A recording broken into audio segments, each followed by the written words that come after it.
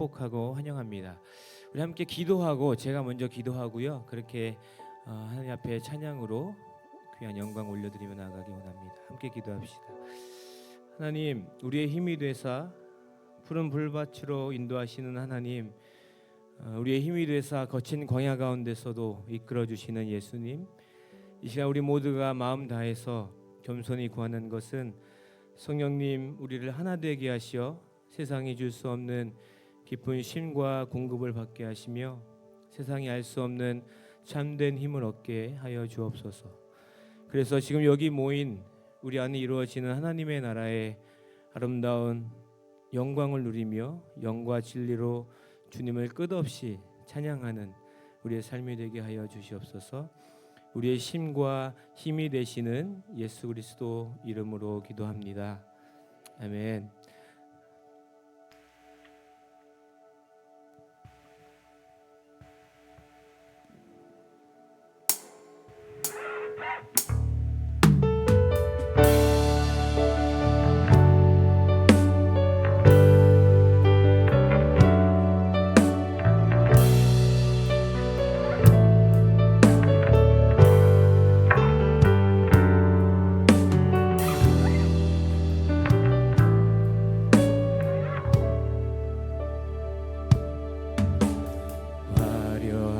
하지 않아도 정결하게 사는 삶, 가진 것이 적어도 감사하며 사는 삶, 내게 주신 작은 힘 나눠주며 사는 삶, 이것이 나의 삶의 행복이라오.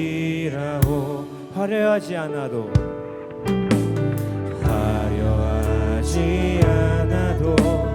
정결하게 가진 것이 없어도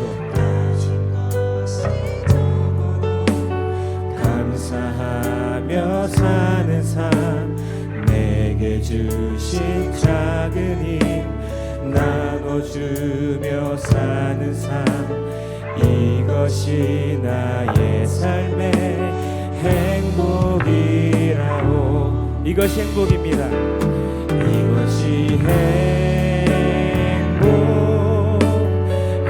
행복이라오.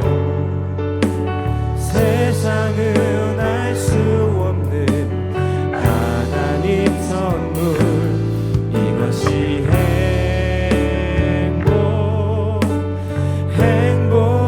행복이라오. 하나님의 자녀로 살아가는 것, 이것이 행복이라고. 눈물 날 일도 많지만 기도할 수 있는 것, 억울한 일 많으나 주를 위해 아멘. 주 뜻대로 사는 것, 이것이 나의 삶의 행복이라오.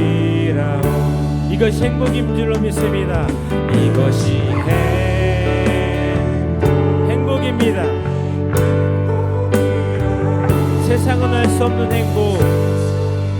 아멘. 하나님 선물, 이것이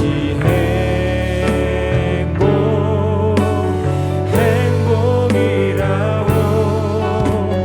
하나님의 자녀로 살아가는 것, 바로 그것이 행복인 줄로 믿습니다. 더 큰 고백으로 한 번 더 선포하며 나갑시다. 이것이 주님 주시는 행복입니다. 이것이 행복이에요. 세상은 알 수 없는 하나님의 선물,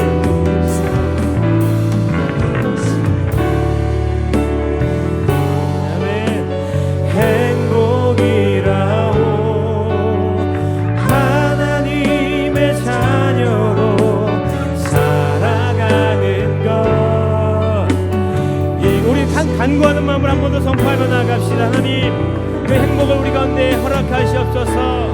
이것이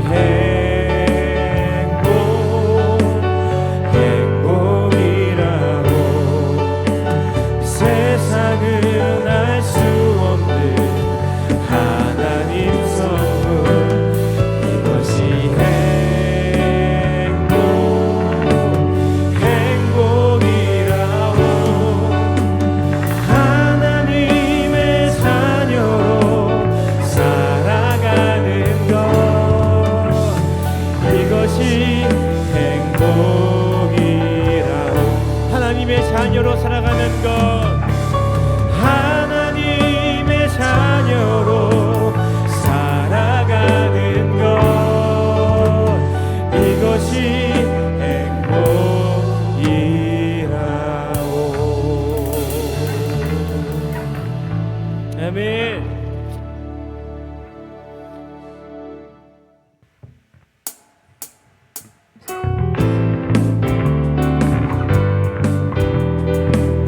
함께 박수치며 선포하며 나아갑시다. 어두운 죄악길에서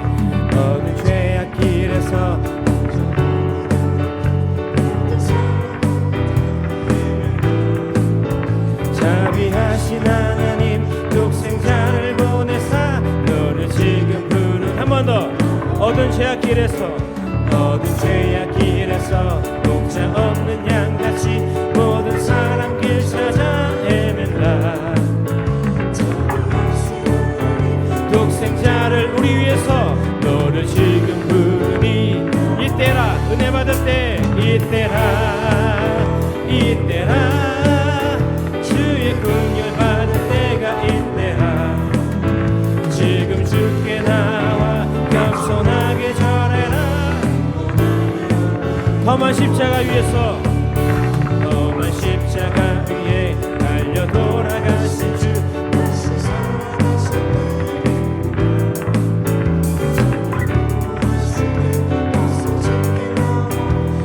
은혜 구하라 이때라 주의 긍휼 받을 때가 이때라. 지금 주께 나와 겸손하게 아뢰라. 구원함을 얻으리. 한 번 더. 이때라 은혜 받을 때 주의 긍휼이 필요할 때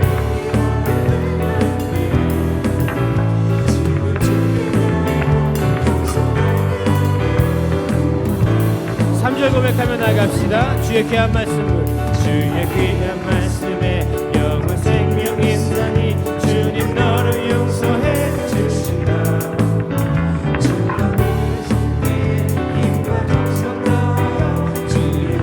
한 번 더. 주의 귀한 말씀에 영원 생명 있으니. 아멘.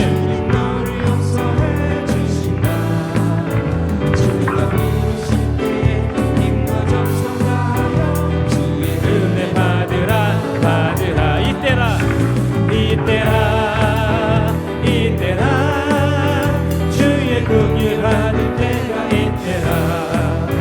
지금 주께 나와 겸손하게 우리 목소리 높여서 고백합시다. 세월 빨리 흐르고 세상 친구 많은데 너의 영혼 오늘 밤 떠나도 주가 구원 받으면 전국에서 이때라 주님 긍휼 받을 때가 이때라. 지금 주께 나와 겸손하게 하리라. 한 번 더 선포하며 나갑시다. 이때라 은혜 받을 때 이때라 주의 긍휼 받을 때가 이때라. 지금 주께 나와 겸손하게 전해라. 구원 마음을 얻으리.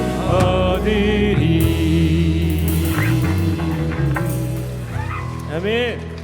바로 이때가 바로 이 시간에 이 자리에서 은혜 받을 때인 줄로 믿습니다. 우리 함께 자리에서 일어나서 마지막 곡 찬양했으면 좋겠어요. 내가 사는 오늘 걸어가는 이 길에서도 모든 상황과 환경을 주님께서 세우셨음을 믿고 주님 신뢰하며 나아가는 우리의 삶이 되게 해 주시옵소서.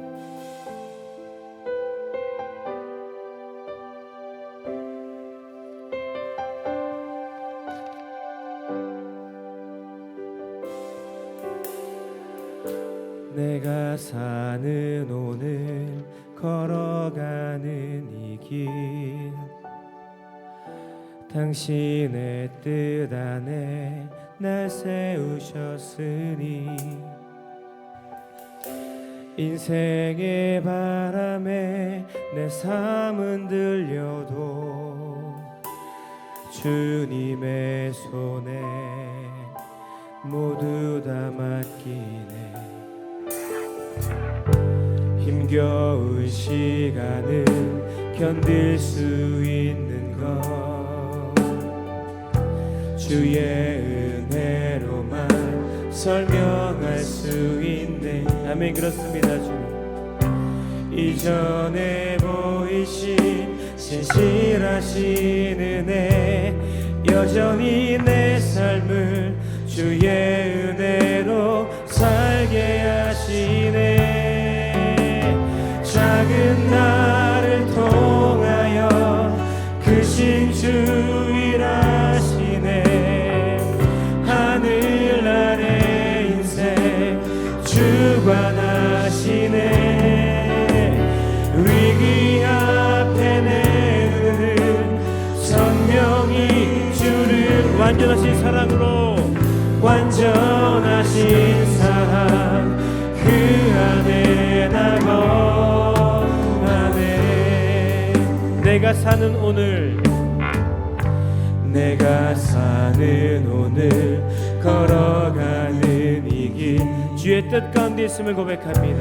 당신의 뜻 안에 날 세우셨으니 그 어떤 바람에도 인생의 바람에 내 삶은 늘 모두 주님의 손에 있음을 선포하며 나갑니다. 아멘.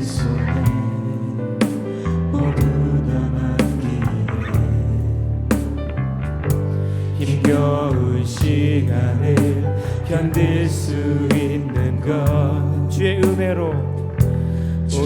은혜로만 설명할 수 있네. 이전에 우리 가운데 보셨던 은혜를 생각하며 아멘.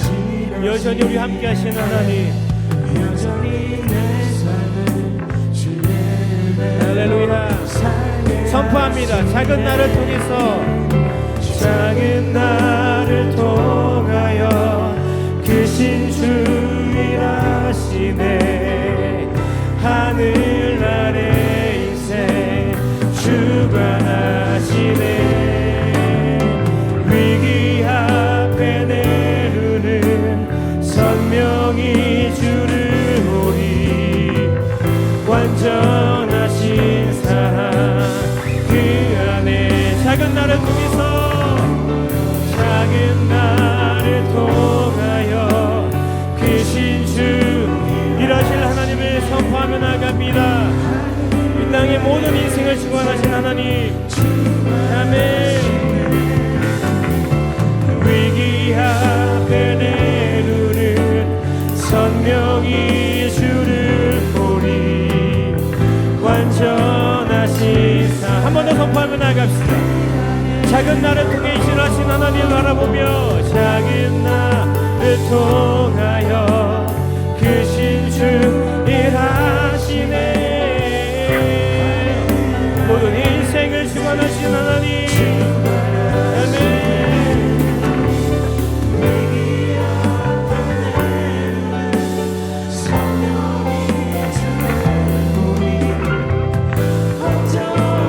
한 번 더 선포하며 나갑시다. 나를 통하여 일하시옵소서. 주님의 이름으로 작은 나를 통하여 크신 주 일하시 하늘 아래 모든 인생을 주관하신 하나님 아멘.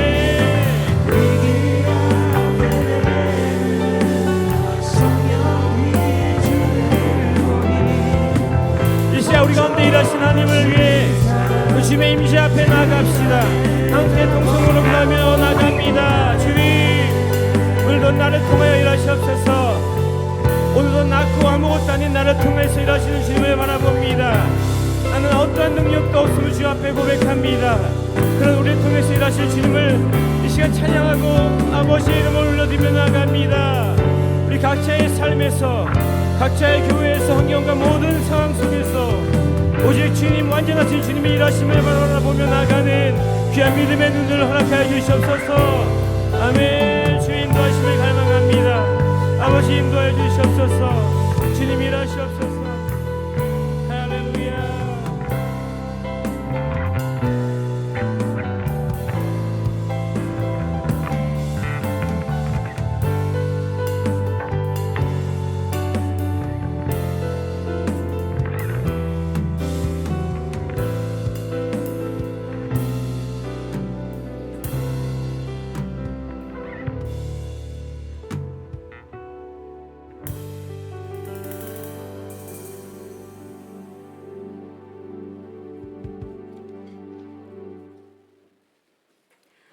만물의 근원 되시며 우리의 참 소망 되시는 하나님 아버지, 거룩한 주의 날 저희를 예배의 자리로 불러주시니 감사합니다. 신실하신 하나님이 그분의 이름을 위하여 우리를 구별하여 예배자로 세우셨으니 우리를 그 은혜 가운데로 인도하셔서 진정과 신령으로 드려지는 예배되게 하옵소서. 지난 한 주간도 주어진 삶 가운데 하나님의 뜻을 구하고 믿고 인내하기보다 내 마음과 뜻이 앞서 하나님의 영광을 가린 모든 어리석음과 죄를 용서하여 주옵소서. 하나님의 진노를 부르는 저희 속의 우상을 제거하여 온전한 경건을 이루고 여호와께 연합하게 하옵소서. 왕같은 제사장으로 살아가도록 저희를 부르셨으니 부르심에 합당한 삶을 살아가도록 믿음을 더하여 주옵소서. 하나님께서 사랑하시는 에덴 교회가 더욱더 하나님 마음에 합한 교회로 성장해 나아갈 수 있도록 도와주시옵소서. 하나님 말씀에 반응하는 성도, 가정, 교회가 되어서 모든 역사를 이끌어 가시는 주인 되시는 하나님을 삶 가운데 고백하게 하옵소서. 하나님의 은혜로 시작된 교육관 건축을 통해 하나님의 은혜를 더욱더 깨닫게 하시고 미래를 이끌어갈 주의 일꾼들이 풍성히 배출되게 하옵소서. 시선이 나의 삶 가운데만 머물지 않고 열방을 향해 하나님의 뜻이 펼쳐지는 교육관으로 쓰임받게 하옵소서. 오늘 귀한 말씀을 전하실 인석진 목사님, 성령 충만함으로 붙들어 주셔서 전하시는 말씀마다 아멘으로 화답하게 하시고 생명의 말씀이 저희 삶 가운데 풍성한 열매로 하나님께 영광 돌릴 수 있게 하옵소서. 세계 각곳에 전쟁으로, 기근으로, 각종 전염병으로 또는 각종 난리로 어려움 당한 백성들, 그 절규와 눈물을 아시오니 그 캄캄하고 어두운 가운데 참빛 대신 예수님이 역사하셔서 저들이 구원함을 받게 하옵소서. 주의 복음 들고 선교지에서 고군분투하시는 선교사님들과 그 가족들을 보호하여 주시오며 하나님이 날마다 부어주시는 힘과 은혜로 끝까지 기뻐 순종하여 주께 영광 돌릴 수 있게 하옵소서. 에덴교회에 연약한 성도들 있습니다. 하나님께서 특별히 불쌍히 여기셔서 주님의 위로하심과 지휘의 손길로 천지를 지으신 하나님, 만물을 능력으로 다스리시는 하나님을 찬양하게 하옵소서. 예배를 위해 수고하는 모든 손길들을 기억하시고 하늘의 귀한 것으로 그 삶을 채워주소서.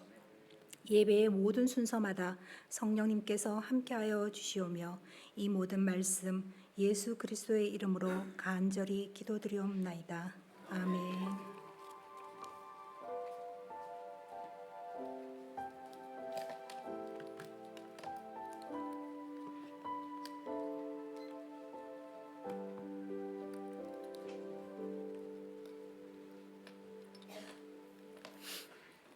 할렐루야. 아멘. 예. 우리 하나님 말씀 듣기 전에 교회 소식 함께 나누시고 그리고 말씀 듣도록 하겠습니다. 오늘 교회 소식 함께 나누실 때 여러분 가지고 계신 주보 함께 보시면 좋겠습니다. 저희 교육관 건축 계속되어지고 있고요. 또 건축 기간 내에 여러분들 다니실 때에 또 안전에 유의해 주시면 감사하겠습니다. 조심하시기 바라고요. 특별히 또 노약자가 아닌 이상은 가능하면 스트릿 파킹 해주시면 대단히 감사하겠습니다. 우리 생명의 삶 시어로가 나왔으니 여러분들 받아가시기 바라고요. 이번 주 토요일 새벽 예배 후에 저희 기관장회의가 있습니다. 1대1 제자 양육, 우리 또 성경 읽기, 우리 바이올린 교실, 또 훌라 교실 여러분 참여해 주시고 또 많은 분들 나가 계시는데 좋은 일 하러 많이 나가신 것 같아요. 기도해 주시기를 바랍니다. 다른 소식들 여러분 주보를 보시기 바라고 우리 NCKPC 우리 남전도 비전 컨퍼런스에서 오신 분들 많이 오셨고요. 그 밖에 다른 분들도 이제 오셨을 텐데 한국에서도 남선교회 우리 통합 측 우리 어른들 오셨고요. 또 그 밖에 이제 오신 분들 계실 텐데 오늘은 적어주지 않으셔서 다음 주에도 꼭 다시 한번 와주시기 바랍니다. 자, 우리 오늘 하나님께서 저희들에게 주시는 말씀이 있습니다. 마가복음 12장 38절에서 44절까지 말씀입니다. 마가복음 12장 38절에서 44절에 있는 말씀. 우리 한 절씩 같이 교독하며 읽도록 하겠습니다. 예수께서 가르치실 때에 이르시되 긴 옷을 입고 다니는 것과 시장에서 문안 받는 것과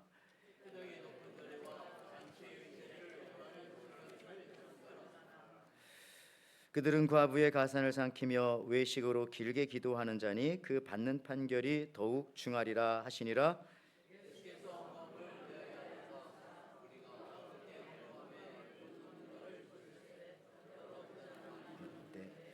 한 가난한 과부는 와서 두 렙돈 곧 한 고드란트를 넣는지라.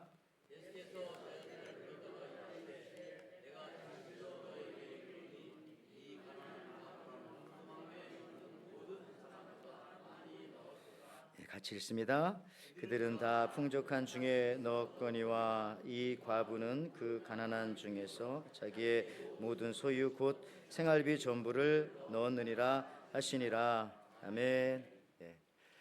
오늘 하나님께서 우리들에게 마가복음 12장 38절에서 44절에 있는 말씀 가지고 무게를 극복하면 가치가 된다, 이런 제목으로 같이 은혜를 나누고자 합니다. 무게를 극복하면 가치가 된다.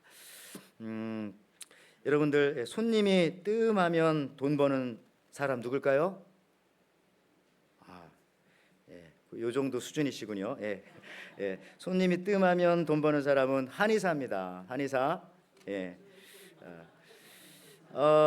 손님이 뜸을 뜨면 돈을 받게 되는데요. 자, 그러면 이거는 이제 우리처럼 영어를 할 줄 아는 사람들이 하실 수 있는 답. 가는 말이 고우면 오는 말은 설교가 어려울 것 같습니다. 오는 말은 컴이죠. 컴. 가는 말이 고우면은 오는 말은 컴. 여러분들 옆 사람에게 고운 말 한번 합시다. 이렇게 한번 인사할까요? 말씀 듣기 전에 당신은 참 가치 있는 분이십니다. 인사하겠습니다. 당신은 참 가치 있는 분이십니다. 정말 그렇습니다. 참 제가 좀 아재 개그 가벼운 말을 했지만은 혹시나 여러분들의 또 무거운 마음에 틈을 조금이라도 열었으면 좋겠다, 이런 생각입니다. 가벼운 말이지만 무거운 마음을 열 수 있으면. 여러분, 그 코끼리와 개미가 숨바꼭질을 하였습니다. 처음에는 개미가 순례가 되어서 코끼리가 숨었는데 몸집이 너무 크니까 코끼리 금방 발견되죠. 다음에는 이제 코끼리가 이제 순례가 되고 개미가 이제 숨었습니다. 코끼리가 찾을 수 없도록 개미는 작은 텐트 속에 숨었어요. 하지만 코끼리는 개미가 숨은 곳을 아주 쉽게 찾아낼 수가 있었습니다. 왜 그럴까요?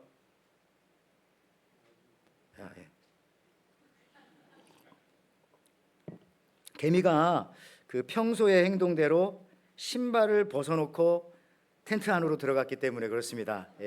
물론 개미 신발도 작긴 하겠지만 어쨌든 바깥에 벗어났으니까. 자, 가끔은 우리가 일상의 삶을 너무나 가볍게 그렇게 생각할 때가 있습니다만은 우리가 일상의 삶에서 아주 작은 그 하나가 우리 인생의 방향을 결정하는 무게가 있을 수 있다는 겁니다. 아주 작은 그 하나가 우리 인생의 무게를 결정할 수 있다. 여러분, 세상의 모든 것에는 다 무게가 있습니다. 보이는 것은 물론이고 보이지 않는 것에도 무게가 있습니다. 공기도 사실은 무게가 있어요. 자, 우리가 생각하는 생각도 어떤 사람은 지금 무거운 생각을 하고 계신 분도 계시고요. 또 어떤 분들은 아주 가벼운 생각, 또 밝은 생각을 하고 계신 분도 계실 겁니다. 분명히 우리가 아는 모든 것에는 무게가 있습니다. 오늘 찬양팀에서 찬양도 부르셨지만은 같이 불렀지만 무거운 노래가 있어요. 무거운 노래가. 그러나 어떤 노래는 가벼운 노래도 있습니다. 자, 눈에 보이건 보이지 않건 존재하는 모든 것에는 다 이렇게 다양한 무게가 있습니다. 사람마다 인생을 살아갈 때 지고 가는 또 인생의 무게가 있습니다. 어떤 사람은 인생을 가볍게 살아가는 사람이 있는가 하면은 어떤 사람은 인생의 무거운 짐을 지고 살아가는 그런 사람도 있습니다. 여기 마태복음 11장 28절 30절에 그래서 이렇게 나오죠. 자, 수고하고 무거운 짐진 자들아 다 내게로 오라. 내가 너희를 쉬게 하리라. 나는 마음이 온유하고 겸손하니 나의 명예를 메고 내게 배우라. 그리하면 너희 마음이 쉼을 얻으리니 이는 내 멍에는 쉽고 내 짐은 가벼움이라 하시니라. 할 때에 여기 보니까 무겁다 가볍다. 예. 아까 그 말씀, 무겁다 가볍다, 그런 말이 나오죠. 아무도 없나요? 그런 것처럼 예수님도 이 무게에 상당히 관심이 있었습니다. 관심이 있었어요. 그래서 무겁다, 가볍다 이렇게 이제 말씀을 하시는 것이죠. 어느 초등학교 1학년 교실에서 있었던 일입니다. 선생님이 이제 학생들 앞에다 놓고 자, 이제 1 손가락 1 더하기 1은 하나 둘 2 이렇게 말했어요. 또 이제 초등학교 뭐 아이들한테 놓고 1학년이겠죠. 자, 그러면 2 더하기 2는 자 하나 둘 셋 넷 자 4 그러면서 이제 문제 냈어요. 자, 그러면 6 더하기 6은 뭐지? 라고 말했더니 이제 애들이 아주 그냥 당황을 합니다. 그때 뒤에서 어떤 아이가 투덜대면서 이렇게 말합니다. 아유, 쉬운 건 선생님이 다 하고 우리는 6 더하기 6을 여러분, 그 초등학생이 느끼는 무게가 있고 대학생이 느끼는 무게가 있는데 초등학교 처음엔 수를 모를 때 6 더하기 6 어렵죠. 손가락 2개가 더 있어야 되는데 10개밖에 없으니까. 여러분, 자, 믿음 좋은 사람이 느끼는 무게와 믿음이 약한 사람이 느끼는 무게가 다른 것입니다. 그래서 믿음이 좋은 사람은 어떤 말을 해도 어떤 상황에서도 잘 지나갈 수 있는데 믿음이 약한 사람은 아무것도 아닌 말에 걸려 넘어지기도 하고. 그래서 교회는 제가 생각하기에 항상 사실은 믿음이 약한 사람 쪽으로 봐야 합니다. 그리고 또 교회는 더 나아가서는 우리 불신자 입장에서도 우리 교회가 왜 여기에 존재해야 되는지 그런 것들 늘 생각해 봐야 한다는 거죠. 자, 오늘 본문에는 두 부류의 사람이 나옵니다. 한 부류는 서기관입니다. 이 서기관은 그 당시 율법 선생님들을 말하죠. 이 서기관 중에서 랍비가 나오기도 합니다. 여러분, 이처럼 많은 사람들로부터 칭송을 받으며 살아온 사람들입니다. 그래서 오늘 마가복음 12장 38절 39절에 예수께서 가르치실 때에 이르시되 긴 옷을 입고 다니는 것과 시장에서 문안 받는 것과 회당의 높은 자리와 잔치의 윗자리를 원하는 서기관들을 삼가라 이렇게 말했습니다. 서기관들은 이런 스타일이에요. 이런 스타일. 또 오늘 본문에 나오는 또 한 사람은 서기관은 한 부류입니다. 왜냐하면 거기 The Teachers of the Law라고 했으니까 Teachers 많은 그룹을 얘기했고 거기에 비교해서 한 가난한 과부가 나오는데요. 이 과부는 세 가지 어려움을 갖고 있었습니다. 자, 첫째는 여자입니다. 그 다음에 또 과부입니다. 과부, 옛날의 과부입니다. 또 성경에는 그 앞에 뭐가 붙었냐면은 가난하다.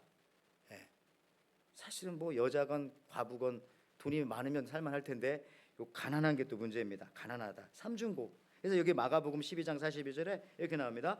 한 가난한 과부는 와서 두 렙돈 곧 한 고드란트를 넣은지라.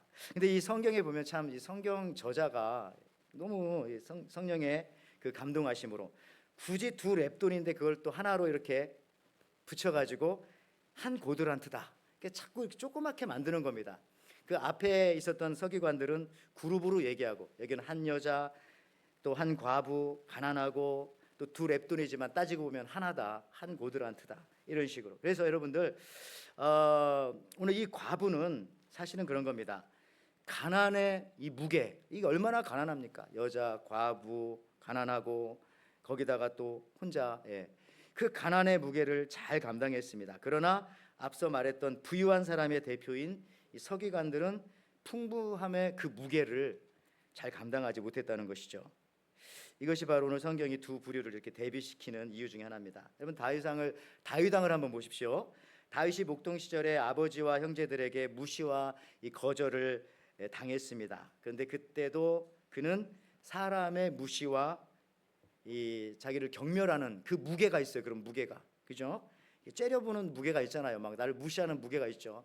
그런 말 한번 들으면 무너집니다. 근데 그 무게를 잘 견디고 있었다는 거죠. 근데 또 반대로 나중에 다윗이 왕이 된 다음에도 이 왕관의 무게를 참 잘 견뎌냅니다. 그 증거가 어디 있냐면은 시편 74편 12절 말씀에 보면 이런 말씀이 있습니다. 하나님은 예로부터 나의 왕이시라. 사람에게 구원을 베푸셨나이다. 자, 자기가 왕인데도 하나님을 왕이라고 그렇게 말하고 있습니다. 그러니까 이제 다윗은 왕관의 무게를 잘 견뎌낸 거죠. 반대로 또 다윗은 경멸당하고 무시당하고 어려웠던 그 시절의 무게도 잘 견뎌내고 있는 것이죠. 자, 오늘 예수님은 이 과부가 헌금하는 것을 보고 말씀하십니다. 마가복음 12장 41절에 예수께서 헌금함을 대하여 앉으사 무리가 어떻게 헌금함에 돈 넣는가를 보실세 여러 부자는 많이 넣는데 42절에 한 가난한 과부는 와서 두 렙돈 곧 한 고도란트를 넣은지라. 43절에 예수께서 제자들을 불러다가 이르시되 내가 진실로 너희에게 이르노니 이 가난한 과부는 헌금함에 넣는 모든 사람보다 여기 많이 넣었도다라고 말합니다. 자, 단순히 하나님께 연보하는 것만 보여주시는 것이 아니라 하나님께 드리는 그 태도를 통해서 하나님은 두 사람의 그 무게를 말씀해 주시고 계십니다. 예수님께서 여기서도 무게를 말씀하시는데요. 이 가난한 과부가 다른 모든 사람들보다 더 많이 넣었다. 두 고드란트인데 한 렙돈인데 그 무슨 무게일까요? 자, 하나님께서 이 헌금의 액수를 재는 것이 아니라 사실은 그 무게를 재십니다. 그 무게를. 자, 이것이 그 삶에 얼마나 무게가 있을까? 그 물질이 그 사람에게 얼마나 무게가 있을까? 그 무게를 잰다고 보시면 되겠습니다.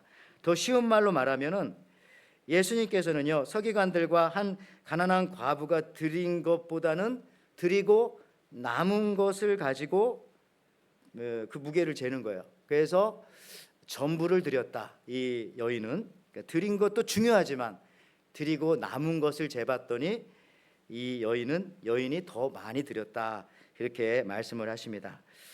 자, 여러분들 구약 성경에 보면은 하나님께서 사람들의 무게를 재어 보시는 부분들이 이렇게 나오는데요. 특별히 그 하나님께서 무게를 잴 때 그 무게가 나가지 않으시면은 그가 가지고 있는 것을 다른 사람들에게 이렇게 빼앗아서 주시는 그런 표현들이 나옵니다. 다니엘서 5장 25절에서 27절 말씀입니다. 자, 기록된 글자는 이것이니 곧 메네메네 데겔 우바르시니라. 그 글을 해석하건대 메네는 하나님이 이미 왕의 나라의 시대를 세워서 그것을 끝나게 하셨다 하며 데겔은 왕을 저울에 달아보니 부족함이 보였다 하미요. 여러분 그렇습니다. 유다 나라를 식민지로 삼았던 이 바벨론 왕 느부갓네살, 그 왕의 아들이었던 바벨론의 마지막 왕이죠. 벨사살. 바벨론은 70년밖에는 존재하지 않았으니까 그가 한 번은 교만하여져서 이제 가벼워졌다는 거죠. 여러분 교만하면 사람이 무거워지는 게 아니라 가벼워집니다. 가벼워져서 자기 나라 귀인들을 1000명을 초대했습니다. 그리고 왕궁에서 밤새도록 술을 퍼마시는 술 파티를 베풀었던 것이에요. 근데 날마다 비슷한 생활을 하니까 흥이 나지가 않는 겁니다. 흥이 나지가 않아요. 그래서 몇 년 전에 예루살렘 성전을 약탈하고 가져온 금그릇과 금잔에 술을 담아서 마셨습니다. 그러면 흥이 날 것 같습니까? 여러분들 근데 술 마시면서 교회 얘기는 절대 하지 마세요. 비슷한 상황이야. 예. 그렇잖아요. 예. 술 마시면서 난 교회 걱정한다. 그건 아닙니다. 기도하면서 걱정해야죠. 그러니까 이제 바벨론에서 그 술 성전에 쓰던 금그릇을 갖다가 거기다 술을 따라 먹는 거예요. 그런데 이 술 기운의 헛것이 보이는 것처럼 갑자기 촛대 앞에 있는 벽에 손가락이 나타나서 메네 대겔 우바르신이라고 씁니다. 근데 그 뜻은 하나님이 너를 저울에 달아보니 무게가 나가지 않는다고 하십니다.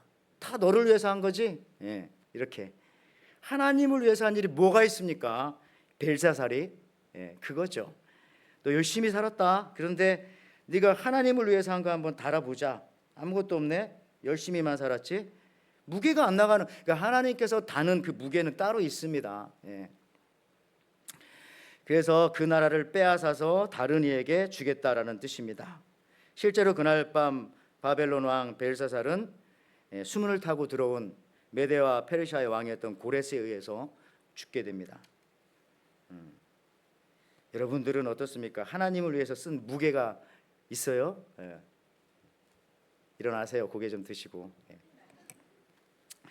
자, 오늘날은요, 이 사랑이라는 말이 얼마나 가볍고 흔합니까? 사랑이라는 단어에 너무 인플레이션이 많아요. 여러분 실제로 한국에서 이 사랑이라는 표현이 처음 나온 것은 1938년 이광수의 소설에서 사랑이라는 단어가 거의 공식적으로 처음 쓰였대요. 그 전에도 있긴 있었는데 잘 쓰지 않던 단어. 그래서 놀랍게도 그 1938년 거의 40년 전에는 사랑이라는 단어가 별로 없었다는 겁니다. 그러니까 여러분들 우리가 드라마라든지 사극에서 사랑이라는 말을 쓰는 거는 그건 틀린 거예요. 조선시대 드라마 이런 데서는 그 단어가 별로 없었어요. 그러니까 요즘은 고증이 많이 돼서 그런지 사랑이라는 말은 안 쓰고 다행히 연모합니다, 연정합니다, 내가 사모합니다, 혹은 뭐 괴다 이런 말을 좀 씁니다. 근데 요즘은 여러분들 자연스럽게도 부모가 아이에게 아들아 사랑한다, 뭐 엄마가 사랑해 이런 말 많이 써요. 하나도 이상하지 않아요.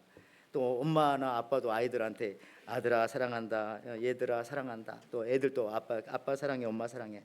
아무렇지도 않아요. 근데 제가 설교 준비하면서 가만히 돌이켜 봤더니 제가 어렸을 때만 해도요, 엄마 사랑해요, 아빠 사랑해요 라고 했던 게 별로 없는 것 같아요. 그리고 우리 부모님들도 우리한테 얘들아 사랑한다. 우리 어르신들 중에 그런 말 들은 기억 별로 없죠. 근데 왜 그러냐면은 그때는 그런 말이 없었다는 거예요. 사실은 별로 안 썼다는 겁니다. 그러니까 여러분들 어떤 TV에서 나와서 그 노 부부가 나오셔서 말하더라고요. 우리 할머니 할아버지 나오셨는데 할머니 하시는 말이 나는 평생 이 사람에게 사랑이란 말을 한 번도 들어보지 못했다고.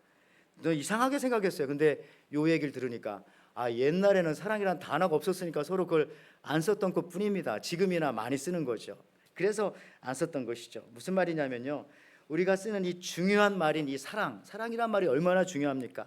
그런데 이 사랑이라는 말에 너무나 많은 그 인플레이션이 있는 거예요. 아무 데다가 하나 다 사랑이라는 말을 갖다 붙이고 쓰니까 진짜 이 사랑이 정말 그 사랑인가? 그래서 심지어 여러분 우리가 하나님 사랑이라고 말해도 그 느낌이 너무 약한 거예요. 왜냐하면 사랑이라는 단어에 인플레이션이 많이 걸려서 십자가 사랑 너무나 대단한 것인데도요, 우리가 늘 사랑이라는 말 너무 자주 쓰니까 이게 그 느낌이 약해졌다는 거죠. 그렇게 무겁고 중요하게 느껴야 하는데 그러지 못할 때가 있다는 겁니다. 무슨 단어를 써야 될지.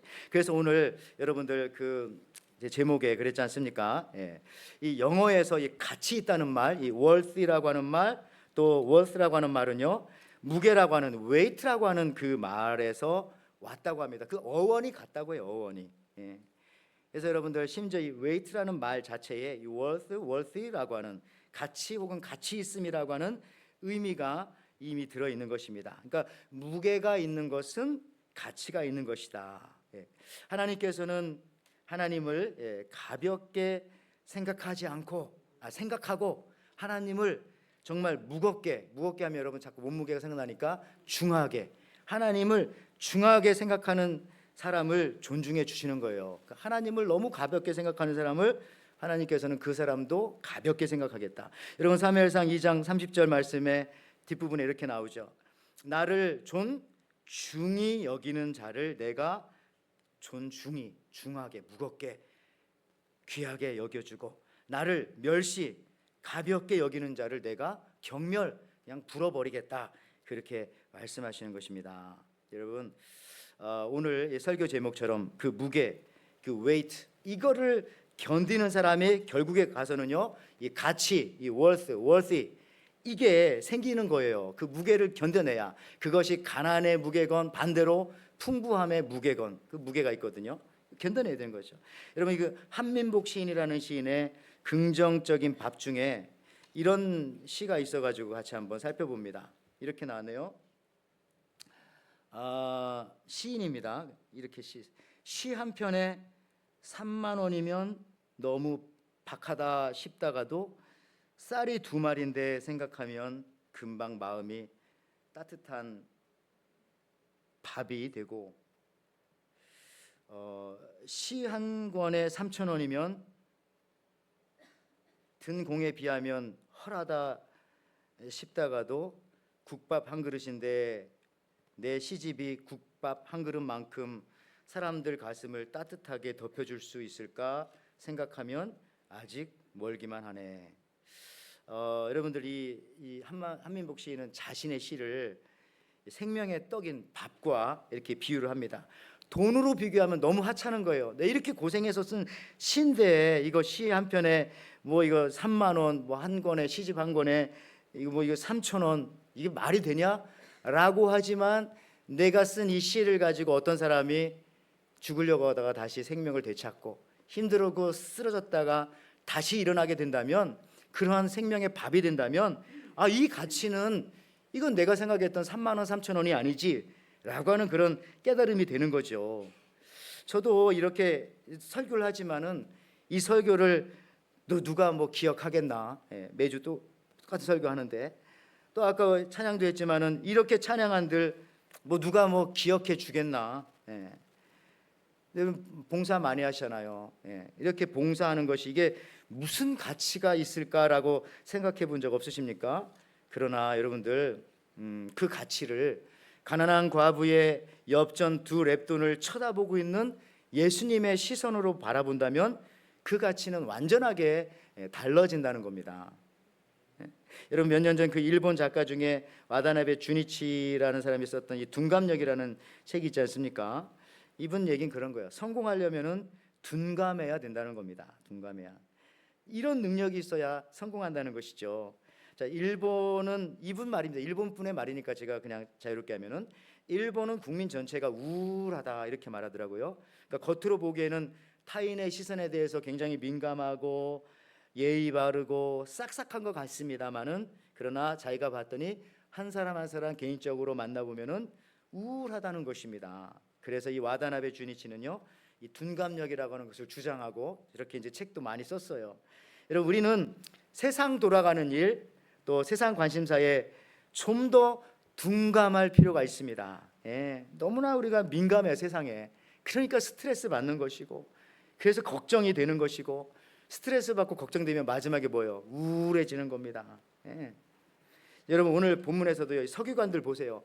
굉장히 민감합니다. 뭐에 민감해요? 사람들의 시선에 너무 민감한 거예요. 그 민감함이 하나님에 대한 것이라면 너무나 아름답고 거룩한 것일 텐데 이 서기관들은 사람들에게 왜 이렇게 민감한지요? 이게 문제입니다.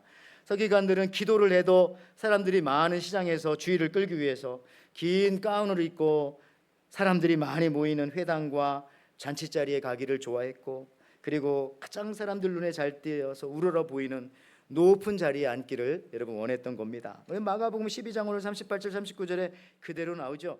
예수께서 가르치실 때에 이르시되 긴 옷을 입고 다니는 것과 시장에서 문안 받는 것과 회당의 높은 자리와 잔치의 윗자리를 원하는 서기관들을 조심해라. 상가라는 말은 조심해라. 이렇게 세상에 대해서 민감하니까 어떻게 하나님에 대해서 민감할 수가 있겠어요? 이게 반대더라고요. 하나님에 대해서 민감한 사람은 세상에 대해서는 둔감하고, 세상에 대해서 민감한 사람은 가만 보니까 하나님에 대해서는 참 둔감할 가능성이 좀 있어요. 여러분 우리가 세상에 대해서 좀 더 둔감할 필요가 있습니다. 그래야 세상이 주는 무게를 이겨낼 수가 있는 겁니다. 그것이 고난의 무게가 되었건 그것이 영광의 무게가 되었건. 서기관들에 비해서 근데 반대로 이 가난한 과부는 세상에 대해서 굉장히 둔감했어요. 그러기에 그는 생활비 전부를 드릴 수 있었던 겁니다. 전부를 드렸다는 것은 하나님께 모든 것을 다 맡겼다는 거예요. 이 두 개밖에 없는데 이걸 다 드리면 여러분 같으면 여러 가지 생각 안 나겠어요?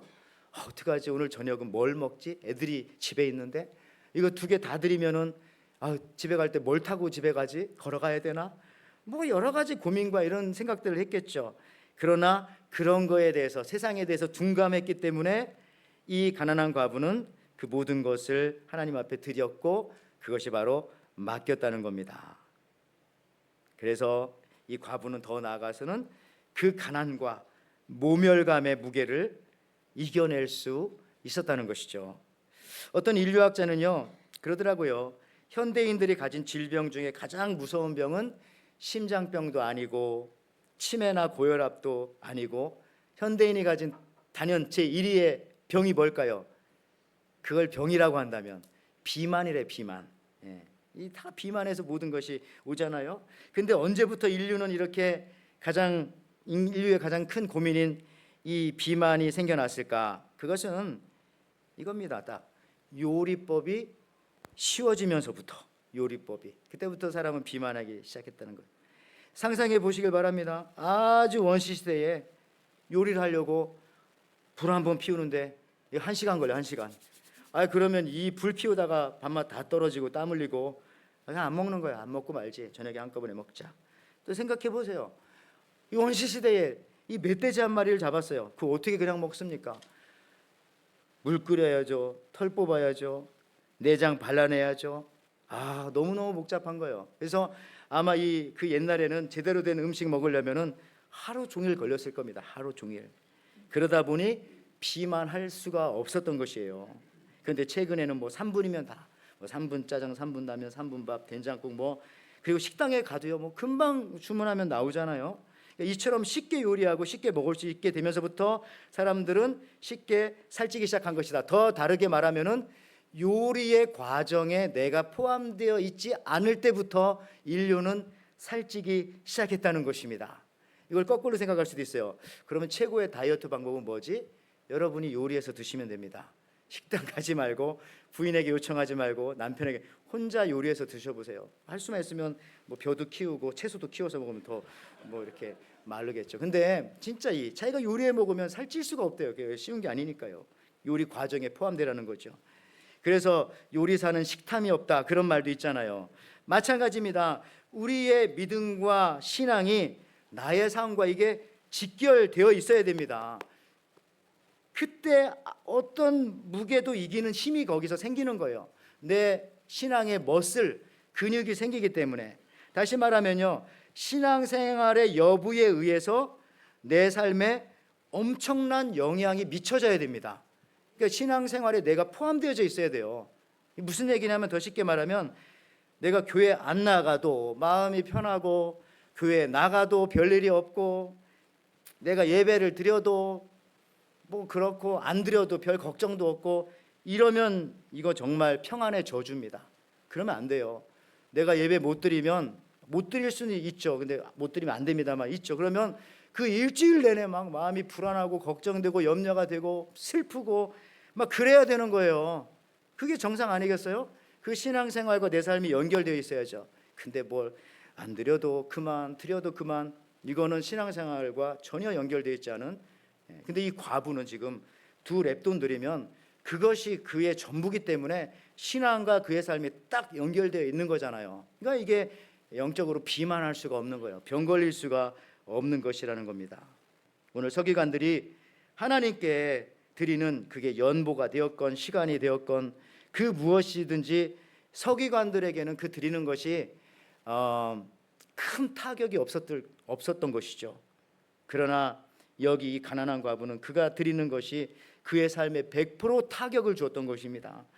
그녀의 삶과 직접적인 연결이 되었던 것이죠. 물질뿐만 아니라 시간도 그렇습니다. 그냥 할 일 없어서 하나님의 일을 하는 것도 귀하지만 그것도 귀합니다. 여러분 할 일 없으면 다 교회로 오세요. 여기서 교회에서 일을 좀 해주시기 바랍니다. 근데 정말 바쁜 사람이 또 시간을 쪼개서 여러분 이번에 우리 NCKPC 우리 남전도회 평신도 컨퍼런스 할 때 또 대가 보니까 다 일하시는 분들이라고요. 예. 주방에 오셔서 봉사하고 음향으로 봉사하고 차량으로 뭐 다른 여러 가지로 봉사하셨는데 여러분들 그게 엄청난 무게가 있는 거라는 거죠. 그게 아무도 알아주지 않는 것 같지만 거기에 엄청난 무게가 있는 겁니다. 제가 이제 마지막으로 오늘 이 생활비 전부를 들여서 하나님께 그 인생의 무게를 평가받고 칭찬받은 이 가난한 과부처럼 거절감과 또 가난의 무게에 짓눌려서 죽지 않았던 한 사람을 소개하면서 오늘 설교를 마치려고 합니다. 현대 사람이에요. 몇 년 전에 그 테드라고 하는 강연에도 나와서 많은 인기를 끌었던 분인데 중국에서 미국으로 유학을 와서 성공한 지하장이라고 아시는 분 아시겠죠? 대한 이야기입니다. 이분이 크리스천인데요. 이 지하장은 16살 때 샌프란시스코로 유학을 왔습니다. 샌프란시스코 자체가 워낙 비싼 곳이기 때문에 거기서 멀리 떨어진 한 집에서 아주 허름한 집에서 하숙을 했어요. 조그마한 그 방에. 근데 뭐 돈이 너무 없으니까 조건이 뭐냐면은 그 집 주인 아들과 한 방을 같이 쓰는 조건으로 그 아주 먼 외곽의 작은 방에 하숙을 했는데 근데 이 아들은 누구냐? 살인 전과범이었던 겁니다. 살인 전과범. 그 아들과 방을 썼는데 다행히 지하장이 죽진 않았어요. 그렇지만 유학 올 때 가지고 온 얼마 안 되는 돈을 다 뺏겨버리고 거기서 쫓겨나 버렸어요. 그래서 집에서 나와가지고 다행히 근처 어떤 순복음교회가 있었다고 합니다. 그 순복음교회 간 거예요. 갔더니 뭐 랄랄랄랄라 하면서 뭐 네 것도 내 거고 내 것도 네 거고 막 방언 막 기도 이거 좋아. 이렇게 그런 교회에서 이거 있어야 되나 말아야 하나 하다가 거기서 또 은혜를 받은 거예요. 지하장이. 그래서 예수님 영접하고 다행히 또 거기서 또 여자친구를 만나서 결혼까지 하게 되었는데 근데 이 샌프란시스코에서 여러분들 이 동양 이민자로서 그 당시에 계속적인 차별이 있는 거예요. 차별의 무게가 있는 거예요. 삶의 순간에도 많은 차별이 있었고요. 또 더군다나 사업을 하려고 대출을 받으려고 할 때 결정적인 마지막 순간에 가서는 차별 때문에 돈도 얻지 못하게 됩니다. 그래서 이 지하장이 자꾸 자기가 거절당하니까 이번에는 이거 어떻게 해야 되나 하다가 자기가 스스로 차별을 당하고 거절을 당하는 상황을 만들어 보기로 결심을 합니다. 그래서 면역력을 좀 키워보려고. 그래서 이 차별의 무게에도 한번 내가 닥쳐보면 이거 별거 아니야. 이 무게 이겨낼 수 있어. 그러면서 이제 기대를 했겠죠. 한마디로 말해서 거절 치유법인데 거절을 많이 당할수록 나는 거절에 대해서 면역력이 생길 거야. 그런 생각으로 저 사람이 하루에 한 번씩 100일 동안 내가 거절당하는 일만 한번 해보자. 그러다 보면 이 거절당하는 것이 아무렇지도 않겠지. 첫 번째 햄버거 집에 갔습니다. 햄버거 집에 가가지고 햄버거 다 먹고 컨테이너를 주면서 이거 리필해 주세요. 그랬더니 여러분들 뭐 그러면 리필해 줍니까? 안 돼요. 노. 그래가지고 거절당했어요. 지하장 성공. 그래가지고 이제 이런 거 카메라도 찍어놓고 두 번째는 이번에는 또 애완경 그 미용샵에 가가지고 주인한테 제 머리 저기 있는 저 푸들 강아지처럼 좀 깎아줄래요? 그러면 여러분 깎아주겠습니까? 역시 안 돼요. 너. 그래가지고 거기서도 또 거절당하고 이 지하장은 성공이다 오늘도. 그러니까 거절당하는 일만 계속 그렇게 하는 겁니다. 반드시 거절당할 일만. 그것도 100일 동안 하기로 결심을 했습니다. 시간이 지날수록 거절이 아무것도 아닌 것을 느끼게 되었고요. 그래 뭐 거절 당할 수도 있어 이런 생각을 하게 됩니다. 그리고 나중에 그런 모습을 이제 유튜브에 이렇게 올려서 인기를 끌게 되죠. 그랬더니 많은 사람들이 또 따라하는 게 지하장처럼 자기들도 막 여기서 가서 거절 당해보고 그걸 다 또 유튜브에 올리고 사업하는 사람들도 세일즈맨도 그렇게 합니다. 지하장은 예수를 믿는 사람이기 때문에 순간순간 유튜브에 자기가 거절 당했을 때 하나님께서 받아주시는 것에 대해서도 조금씩 이렇게 살짝 얘기도 하고. 그래서 그가 결국 깨달은 것은 뭐냐면 이런 겁니다. 거절 자체가 문제가 아니라 거절에 대한 그 두려움, 거절이 주는 그 중압감, 그 무게가 문제지라는 것을 깨닫게 되어집니다. 또 한 번은 저렇게 도넛집에 가가지고요, 거기서도 이제 거절 받기 위해 들어가는 거예요. 어떻게 하면 이 사람이 나를 거절할까 해가지고 저기 있잖아요, 올림픽 사인 모양의 도넛을 만들어 주세요. 그렇게 말했더니 처음에 거절당할 줄 알았거든요. 그때 점원이 뭐라고 합니까? 얼마만큼 기다릴 수 있어요? 그래서 15분 기다릴 수 있는데요. 그랬더니 저렇게 이런 도너츠를 만들어주는 거예요. 저선 실패했어요. 어쨌든 하다 보니까 또 좋은 일도 생기고 재밌는 일도 이렇게 생기는 것입니다. 또 한 번은 또 뭐 화초를 사가지고 잘 모르는 집에 띵동띵동 누르고 와가지고 내가 이 화초를 당신의 정원에 심으면 될까요? 당연히 노죠. 알지도 못하는 사람이 거절당하고. 여러분들 무슨 얘기입니까? 나중에 보니까 가난과 두려움, 거절의 무게, 사실 알고 보니 그거 무거운 것도 아니더라. 그거 무거운 것도 아니더라. 믿음이라는 지렛대를 사용할 수 있다는 것입니다. 무게에. 오히려 사전에 먼저 그 무게의 위축감에 내가 눌렸던 것뿐이다. 그냥 당해보면 사실 그 별것도 아니라는 것을 이 지하장이 깨닫고 테드 강의에서 저런 말도 하고, 그리고 오스틴에 있는 텍사스 공대에 가서 이렇게 특강도 하고 그럽니다. 저는 여러분들에게 이렇게도 한번 말해보고 싶어요. 여러분도 한번 가서 전도 좀 해보세요. 전도하면 여러분 거절 당하겠어요? 안 당하겠어요? 안 해봐서 모르죠? 해봐서 아시죠? 예. 거절 당해요. 제가 해도 막 가라고 하고, 예. 그런 것 좀 해보세요. 그게 어려우면 이거 한번 해보세요. 교회 가가지고 제가 우리 교인들한테도 오늘 주일이잖아요. 토요일 날 저녁에 좀 카톡 좀 한번 보내주세요. 예. 내일 나랑 같이 예배 드리러 가자고, 여러분 아는 친구들에게. 그러면 무슨 답장이 오겠어요? 거절 답장도 오고 아마 일도 안 읽을 거요. 예, 그걸 보면서 여러분 막 즐거워하시기 바랍니다. 100번 한번 당해보자 나도. 예, 하나님의 일을 하면 많이 거절 당하더라고요, 세상에. 그런데 그런 걸 통해서 우리가 참 귀한 일들을 많이 하고 나중에는 그런 무게를 이겨내기 때문에 나머지 것들 진짜 별거 아니에요. 그래서 여러분 전도 잘하는 사람들은 인생에서도 많이 성공하는 모습들도 보게 되어집니다. 하여튼 여러분 그래요. 오늘 말씀 마치면서 세상에는 우리를 짓누르는 많은 무게, 웨이트들이 있습니다. 그러나 그것을 잘 극복하면 아주 가치 있는 worth 혹은 worthy한 것들이 되는 것이죠. 그런데 무게는 때로 나를 비참하게 만드는 가난, 연약함, 거절, 실패 등의 무게일 수도 있고요.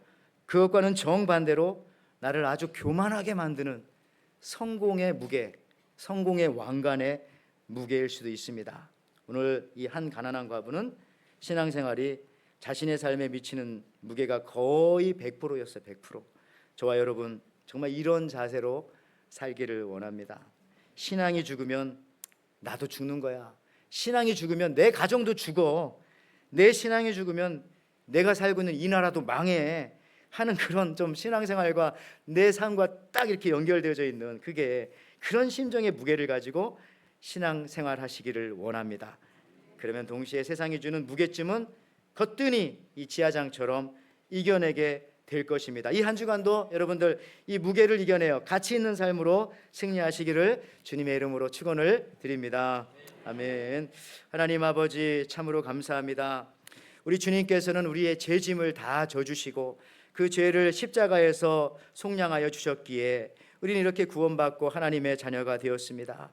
오늘도 우리를 짓누르는 많은 무거운 짐이 있었지만은 오히려 그런 것들 내려놓고 주님의 전에 나와서 또 예배할 수 있도록 은혜를 주셔서 감사합니다. 하나님 아버지, 이제 주님 이 땅의 모든 것들 그 무게를 극복하여 가치 있는 사람이 되게 하시고 하나님께서 나중에 나의 신앙의, 나의 삶의, 나의 인생의 무게를 달아보실 때에 잘하였다, 착하고 충성된 종아, 정말 수고했다.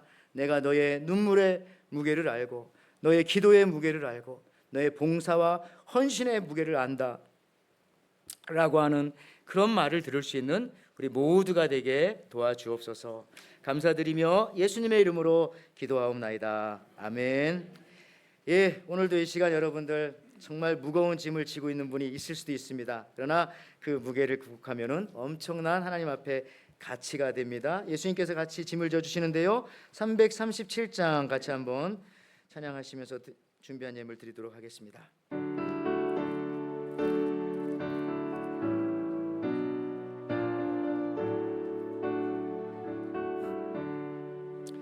내 모든 시여 무거운 짐을 주 예수 앞에 아뢰이며 큰 돌아보사 내 근심 모두 맡으시네. 무거운 짐을 나 홀로 지고 견디다 못해 쓰러질 때 불쌍히 여겨 구원해 주리. 은혜의 주님 오직 예수. 내 모든 괴로움 닥치는 환난 주 예수 앞에 아뢰이면 신이 날 구해 주사 넓으신 사랑 베푸시네. 무거운 짐을 나 홀로 지고 견디다 못해 쓰러질 때 불쌍히 여겨 구원해 주리. 은혜의 주님 오직 예수. 내 짐이 점점 무거워질 때 주 예수 앞에 아뢰이면 주께서 친히 날 구해 주사 내 대신 짐을 져주시네. 무거운 짐을 나 홀로 지고 쓰러질 때 불쌍히 여겨 구원해 주리. 은혜의 주님 오직 예수. 우리 다 일어나서 찬양합니다. 마음에 쉬어 무겁죄를 주 예수 앞에 아뢰이면 예수는 나의 능력이 되사 세상을 이길 힘주. 무거운 짐을 나 홀로 지고 무거운 짐을 나 홀로 지고 견디다 못해 쓰러질 때 불쌍히 여겨 구원해 주리. 은혜의 주님 오직 예수. 아멘. 하나님 아버지 참 감사합니다. 오늘도 하나님께서 저희들을 사랑하여 주셔서 이와 같이 하나님의 전에 나와 예배할 수 있도록 귀한 은혜를 주신 것을 감사합니다. 우리를 구원하여 주신 것도 감사한데 매 시간마다 이렇게 이 시간 이 장소를 가장 중요한 것으로 가장 무거운 것으로 가장 귀한 것으로 여겨서 또 이 자리를 찾아 하나님 앞에 예배하게 하는 우리 귀한 성도님들, 하나님 또 저들이 예배하러 올 때에 하나님 앞에 이렇게 또한 귀한 예물도 올려드립니다. 이 예물이 가장 소중한 곳에 가장 중요한 곳에 또 영혼을 구원하는 곳에 사용되어지게 허락하여 주시고, 특별히 이 자리에 예배하는 모든 성도님들, 일하는 일터마다 가게마다 사업장마다 회사마다 학교 현장과 모든 삶의 현장이 우리의 신앙생활과 곧바로 연결되어져 있어서 하나님 앞에 신앙생활 잘함으로 또 우리의 삶이 더욱더 풍성해지게 도와주시고, 하나님 아버지 우리 삶 속에서 주님 주신 은혜를 하나도 놓치지 아니하며 살아가기에 부족하지 않게 인도하여 주시옵소서. 특별히 하나님 아버지 우리 교우들 중에 또 이 자리에 있는 우리 성도님들 중에 연약하신 분들이 있습니까? 우리의 모든 연약한 병을 치유하여 주시고, 또 어떤 문제가 있습니까? 하나님 자녀를 위해서 기도합니까? 주께서 들어주시고, 또 이민의 문제를 위해서 또 경제적인 문제를 위해서 여러 가지 말할 수 없는 여러 가지 어려운 상황 속에 있을지라도 그 문제에 눌리는 것이 아니라 믿음의 지렛대를 사용하여서 다시 한번 크게 오히려 그 무게를 이겨 더 가치 있는 삶으로 하나님 앞에 귀한 것을 올려드릴 수 있도록 인도하여 주옵소서. 이제는 우리 주 예수 그리스도의 은혜와 하나님의 사랑과 성령의 교통하심이 여러 가지 모양으로 우리를 누르고 압력을 주는 수많은 무게들을 가난한 과부와 같이 하나님께 온전히 자신의 전부를 드리고 맡기는 삶을 통하여 극복하고 칭찬받는 성도로 살아가겠노라고 기대하며 돌아가는 예배하는 모든 성도님들, 저들의 모든 삶과 사업과 자녀와 가정과 직장과 모든 하는 일들 위해 지금부터 영원토록 함께 있을지어다. 아멘.